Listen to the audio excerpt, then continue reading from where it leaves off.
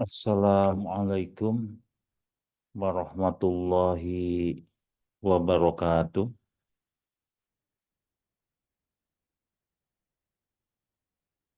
Marilah kita mulai kuliah pada kesempatan kali ini dengan membaca basmalah. Bismillahirrahmanirrahim. Adik-adik sekalian, kami mohon maaf ya, bahwa pada hari ini ya, di Universitas Islam Indonesia ada pengukuhan ya, guru besar, ya, profesor, dan juga nanti siang kami diundang oleh YBW, ya, Yayasan Badan Wakaf Universitas Indonesia, untuk memberikan laporan terkait dengan perkembangan mahasiswa. Oleh sebab itu, kami tidak bisa memberikan kuliah secara klasikal dan langsung ya, luar jaringan. Pada minggu sebelumnya kita telah berbicara tentang berbagai macam skema akad, ya. Dan ini tinggal satu slide lagi ya, terkait dengan persoalan akad. Jadi batasan akad secara konvensional yang dibahas di dalam fikih muamalat ini sampai slide ini ya. Setelah ini kemudian kita akan berbicara tentang bentuk-bentuk akad di dalam muamalat yang sampai saat ini masih dipraktikkan ya. Baik, adik-adik sekalian, judulnya adalah kebebasan membuat syarat akad. Nah, di dalam membuat syarat akad itu tentu saja tidak boleh bertentangan dengan norma agama atau norma hukum. Ya. Dan kebebasan ini merupakan salah satu asas yang harus ada di dalam perjanjian, ya, di dalam akad. Di samping tentu saja asas-asas yang lain, ya. Ada asas konsensualisme, ya, asas kesepakatan, ya, kesepakatan kedua belah pihak, dan jika kesepakatan itu telah mencapai ya puncaknya dan ditandatangani, maka kesepakatan itu akan mengikat kedua belah pihak ya, sebagaimana yang telah dijelaskan dalam asas fakta sunt servanda ya. Tapi asas kebebasan berkontrak itu mutlak. Di samping asas etikat baik ya, dan asas kesepakatan masing-masing pihak ya. Baik, kebebasan membuat syarat akad itu dipandang sah apabila sesuai dengan tujuan akad atau diperbolehkannya akad itu oleh hukum, diperbolehkan oleh syara, oleh hukum, dan sejalan dengan adat istiadat. Jadi yang pertama, ya, syarat itu dipandang sah apabila sesuai dengan tujuan akad. Tujuan akad ya, di dalam bermuamalat tentu saja ya yang tertinggi adalah untuk lillahi ta'ala ya, keperluan atas dasar motivasi ya, menjunjung tinggi nilai-nilai ilahiyah lillahi ta'ala. Itu tujuan akad itu. Yang kedua, tujuan praktis tentu saja ya, bahwa akad itu diperbolehkan oleh hukum, oleh syara, dan sejalan dengan adat kebiasaan, al-adah, al-uruf ya. Sehingga di dalam sumber hukum Islam, ya. Sumber yang ketiga yang biasa disebut dengan ijtihad, itu ada metode dalam sumber ijtihad itu yang namanya al-urf, ya. Nah, dengan kaidah al-adatu muhkamatun, adat kebiasaan itu bisa menjadi ketetapan hukum, ya. Dan perlu Anda ketahui bahwa di dalam ijtihad itu samping ada uruf, ya, ada kias, ada istislah atau maslahatul mursalah, ada juga istihsan, ya, ada juga sajz az-zari'ah, ada juga istishab. Itulah macam-macam metode dalam penemuan hukum. Nah, salah satunya adalah al-urf, adat kebiasaan, al-ada muhkam. Sekalipun pada masa Nabi itu belum ada atau tidak ada, pun demikian pada masa sahabat, ya, masa tabi'in, tabi'ut tabi'in, dan sampai saat ini misalnya, ya, itu belum ada. Dan ke depan kemudian ditemukan atas dasar kesepakatan, kesepemahaman masyarakat, maka itu boleh, ya, boleh, ya, atau dipandang sah oleh eh, hukum, ya, karena itu tidak bertentangan dengan hukum Islam. Misalnya membeli minta tempo pembayaran, ya, atau minta jaminan, ya, atau minta garansi, itu boleh, ya. Dan yang sudah saya contohkan terkait dengan ini adalah jual beli salam, ya, jual beli, ya, yang ditangguhkan, ya, penyerahan barangnya pada saat barang itu sudah ada. Kalau di pertanian, kalau sudah panen, jual beli salam. Jual belinya, ya, itu sudah terjadi, tetapi penyerahan barangnya itu ditangguhkan karena memang barangnya belum ada. Nah, ini kalau dilihat dari prinsip muamalatnya ini tidak boleh gitu, ya. Tetapi ini karena sudah menjadi adat kebiasaan dan sudah dibenarkan oleh ulama, maka ini boleh, ya. Dengan catatan, ya, orang yang bertransaksinya itu punya kompetensi, punya kemampuan untuk memprediksi barang itu. Jadi istilah ada itu ada dalam pengertian yang sebenarnya memang ada barangnya pada saat jual beli, ya, dan ada itu bisa dimaknai pasti ada gitu, ya. Nah, itu yang pertama. Balet yang kedua, syarat dipandang rusak, ya. Kalau tadi syarat dipandang sah, yang kedua ini syarat dipandang rusak apabila tidak memenuhi ketentuan-ketentuan di atas, ya, tidak memenuhi ketentuan tujuan akad, ya, kemudian bertentangan dengan syara atau hukum dan tidak sejalan dengan kebiasaan, itu dipandang rusak, ya. Misal dalam akad jual beli mobil ada syarat bahwa si penjual itu masih diizinkan untuk menggunakan dalam waktu tertentu. Dalam waktu tertentu, ya. Mengapa ini tidak boleh? Karena ini akan menimbulkan madarat, akan menimbulkan problem, akan menimbulkan konflik.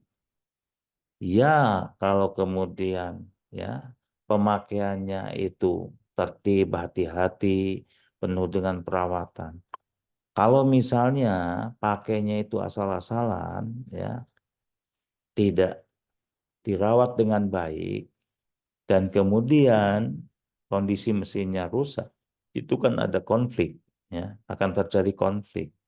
Maka ketika diduga kuat bahwa transaksi itu akan menimbulkan konflik, maka itu tidak diperbolehkan dalam hukum Islam. Karena di dalam hukum Islam itu ada asas yang berbunyi darul mafasid muqaddamun alal jalbil masolih. Ya, jadi eh, mencegah ya mafasid kerusakan itu lebih utamakan daripada menarik manfaat. Ya, maka ya ketimbang nanti terjadi konflik, lebih baik ya syarat itu dipandang rusak, ya dipandang rusak gitu kan, ketimbang ya meraih kemaslahatan. Baik, kemudian yang ketiga, ya syarat itu dipandang batal apabila tidak memenuhi ketentuan syara yang sah dan tidak mendatangkan manfaat bagi siapapun.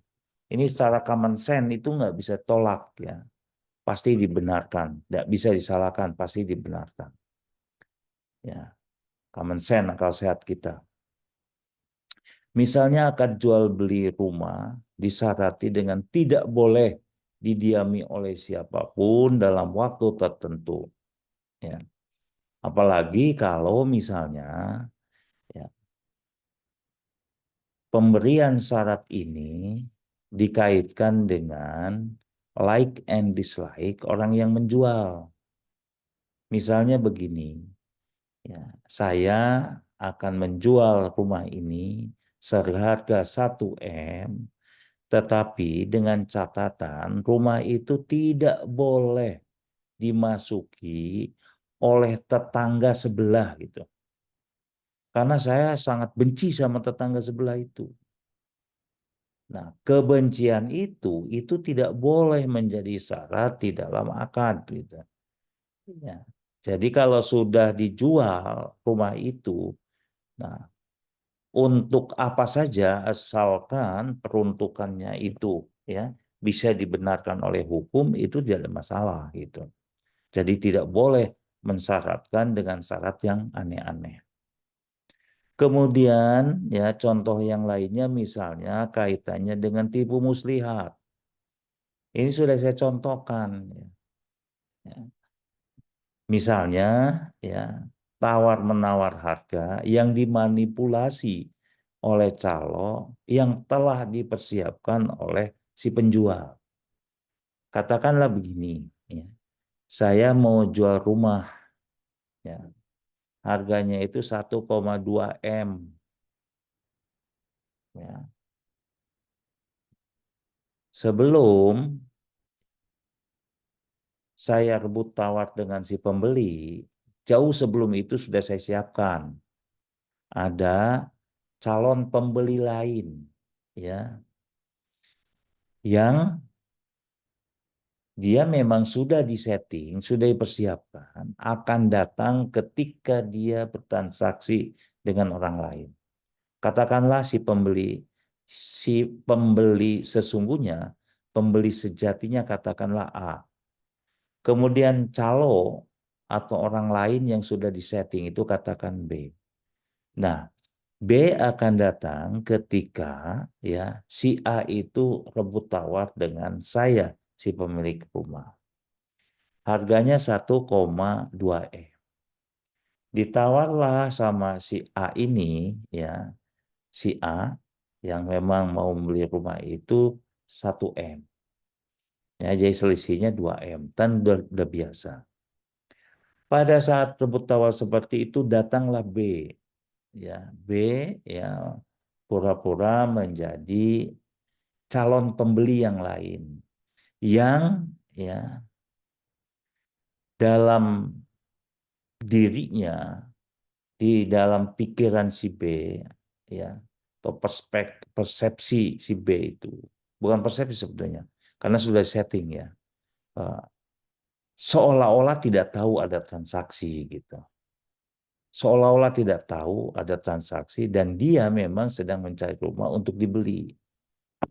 Nah, ketika rebut tawar seperti itu, nyelononglah si B, ya, dengan inisiatif, ya, kemudian ingin tahu apa yang terjadi pada A dan saya.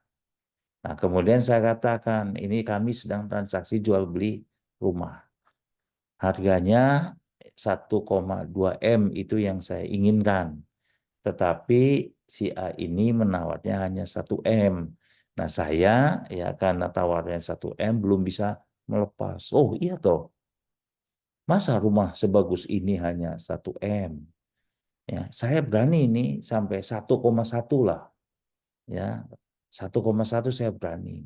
Karena nyari rumah seperti ini nampaknya sulit. Wadah, dia menjelaskan lah yang hebat-hebat, ya, yang istimewa gitu tentang rumah ini, ya, sekalipun dia sebetulnya tidak tahu persis rumah itu, ya. Nah, karena mendengar tawaran si B itu 1,1 M, maka kemudian ya si A itu kemudian mengatakan begini, baiklah kalau memang ya ada orang lain yang berani 1,1, saya naik berani menjadi 1,15 gitu ya.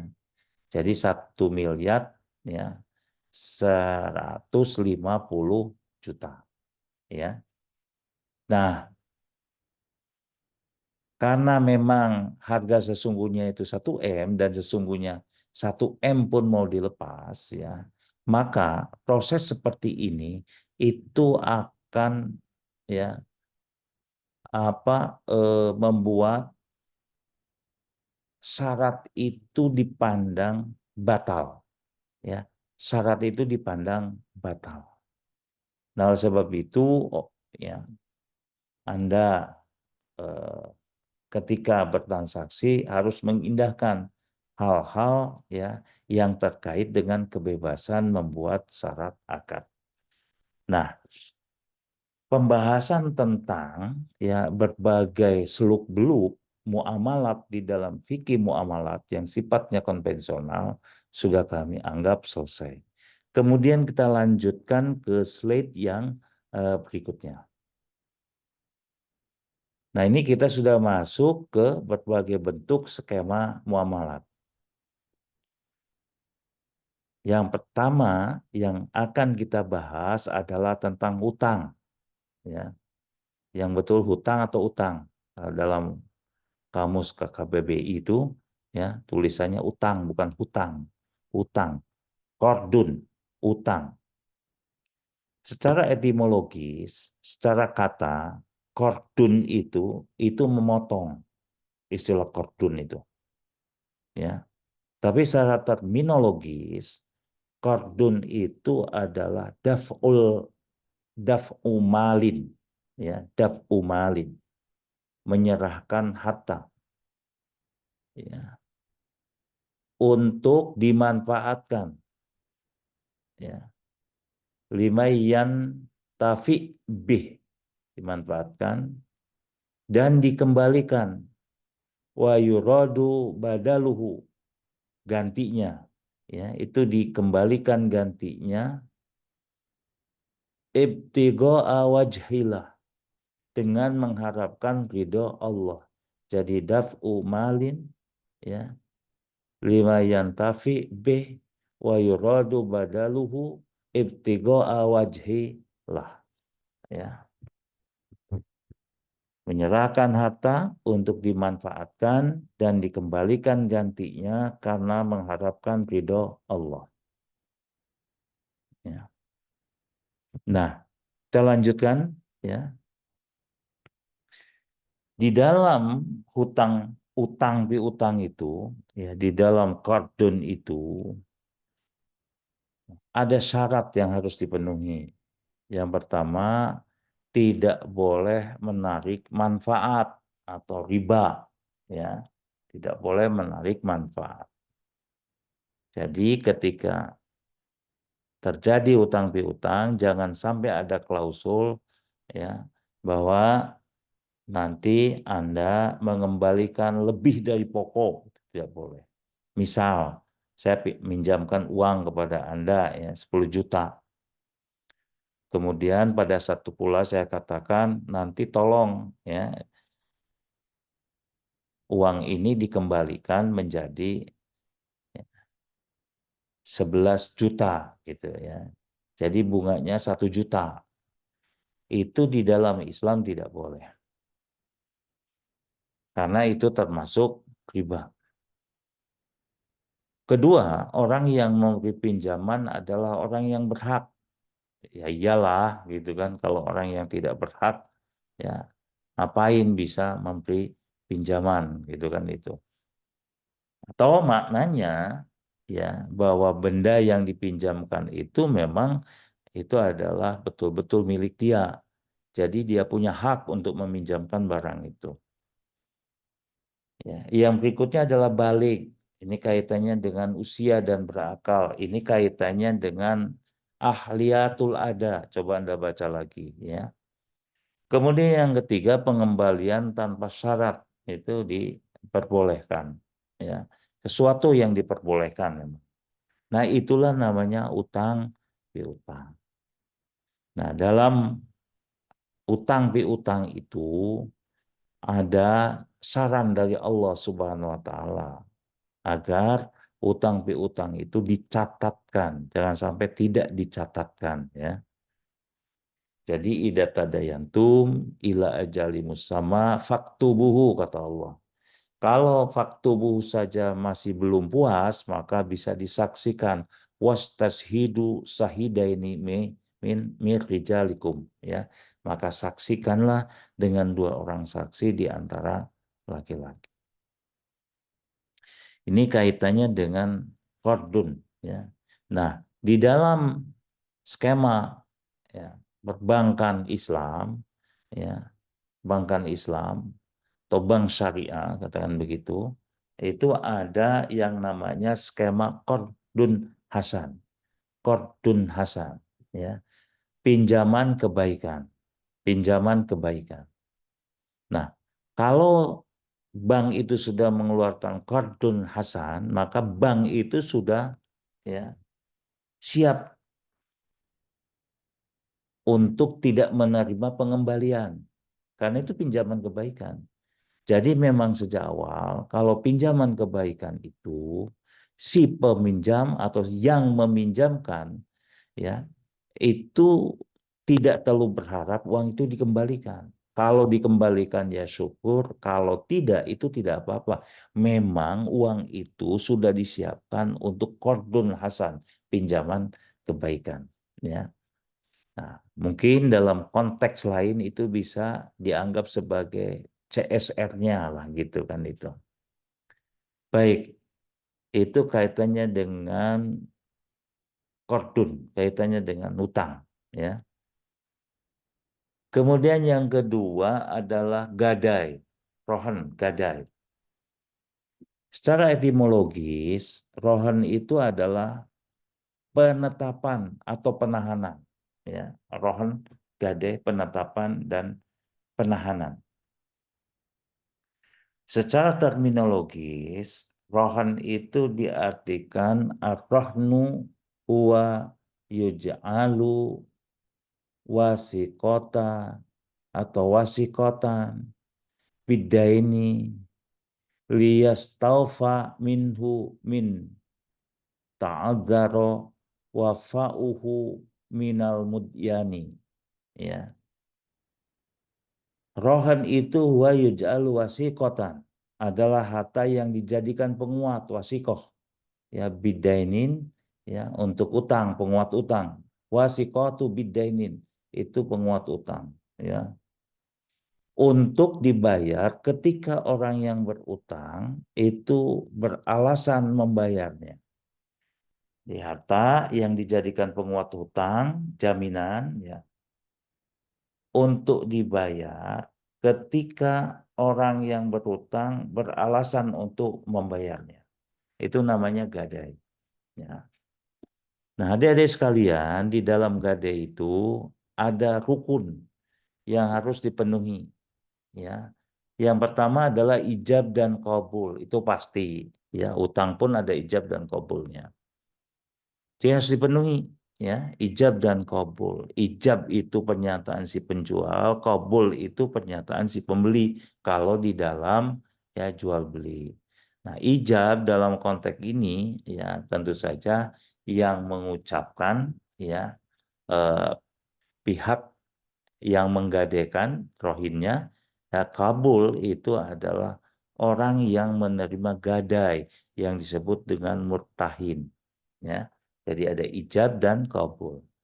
Akid, ya akid, akid ada yang menggadaikan, ya itu namanya rohin, dan yang menerima gadai itu murtahin. Jadi di samping ijab dan kabul itu ada akid. Nah, di dalam akid itu istilah, ya istilah di dalam rohan, akid itu ada dua-dua pihak, ya orang yang pihak-pihak yang menjalankan gadai itu ada yang namanya rohin, ya rohin itu yang menggadaikan, dan ada juga murtahin yang menerima gadai, ya.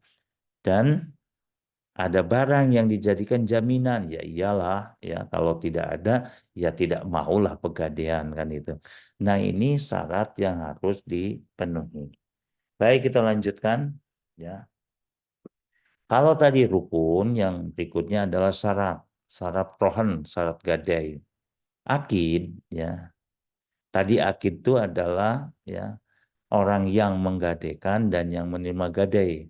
Kedua orang yang akan akad, yang disebut dengan akid tadi, harus memenuhi kriteria al-ahliyah, ahliyatul ada terutama.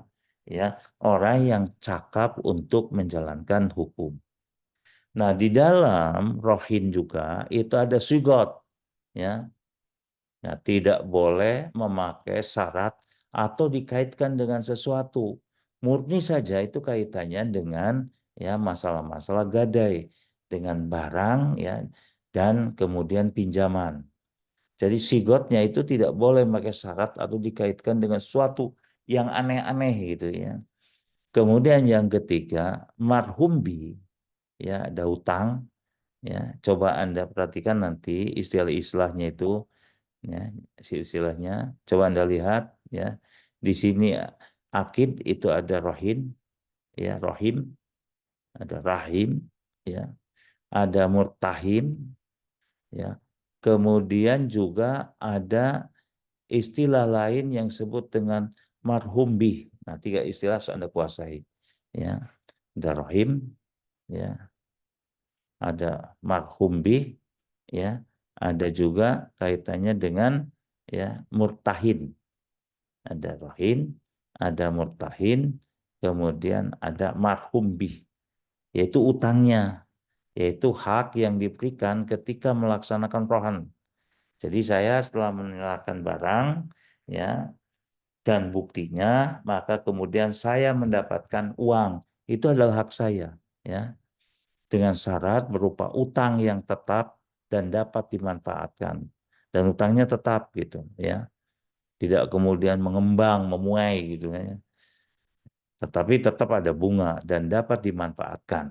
Jadi barang itu tetap dapat dimanfaatkan. Sebab kalau tidak dapat dimanfaatkan tidak akan laku. Utang harus lazim pada waktu akad.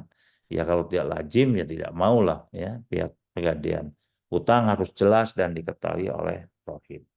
Nah, adik-adik sekalian, dalam praktik, ya, seringkali kita akan menjumpai dua istilah hukum yang praktiknya, ya, itu berbeda.